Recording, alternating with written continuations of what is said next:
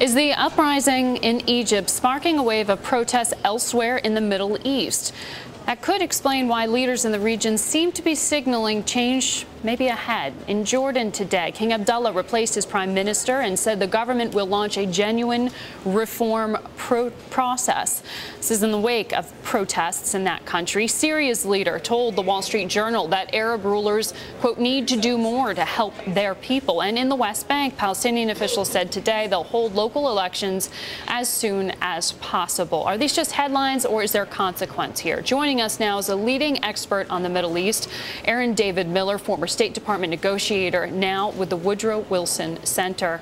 And welcome to the show. I know you know President Mubarak. You've also met with leadership throughout the region. Why are you urging President Obama not to abandon Mubarak right now? Well, that piece was done in context. We may ultimately have to help create circumstances to engineer a transition in Egypt, which will in fact involve Mubarak's departure. My only point was, before you have a greater sense of who is going to follow or what is going to follow, we need to be very careful, because we don't want to lose leverage, influence, and our capacity to affect matters on the ground. So I think at the end of the day, there's almost no question. And John Kerry's op-ed today in the New York Times, I'm sure, was cleared with the administration. He's smart enough, it seems to me, and astute enough that he would want to do that. That this crisis will in fact be partially diffused with Mubarak's departure. What's at stake here, though, Margaret, is much broader. I've never, in 40 years of watching this region, seen a set of developments quite like this. And the reality is, first Tunisia, now Egypt, demonstrations in Jordan this morning. The fact is that in life, the world's most compelling ideology is success. Because success generates power and constituents, and Arabs and Muslims have seen now, in a matter of weeks, how mobilization in the streets can present critical challenges and in fact overthrow authoritarian governments. So this is not the end of the story. This is only the beginning.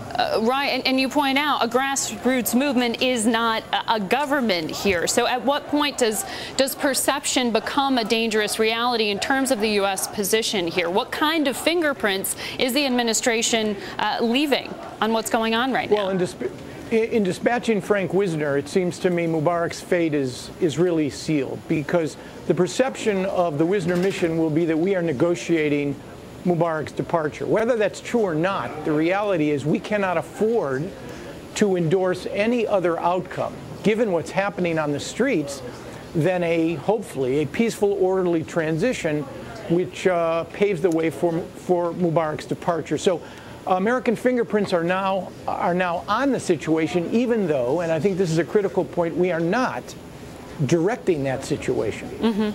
How much of a help or hindrance is it that the ongoing U.S.-Egyptian military relationship and the tremendous amount of aid that we've given that country? I think in the end it will provide us with a good deal of influence in the course of this transition. A grassroots movement cannot govern a country of 80 million people. The reality is that the traditional institutions of the state, and the military here is absolutely critical. It's credible. Most Egyptians are proud of it. There are thousands of Egyptian conscripts who staff it. And the fact is that we do have these ties and contacts, and we do provide the Egyptians with $1 billion plus, is extremely important during this critical transition. But the reality is that a new power sharing arrangement is definitely going to emerge, and it will be one in which the new government is going to have to be much more responsive.